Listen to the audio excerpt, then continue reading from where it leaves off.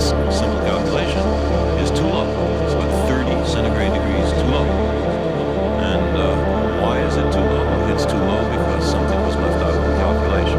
What was left out of the calculation? The greenhouse effect. The air between us is transparent, except in Los Angeles and places of that sort. In the ordinary visible part of the spectrum, we can see each other. But if our eyes were sensitive at, say, 15 microns in the infrared, we could not see each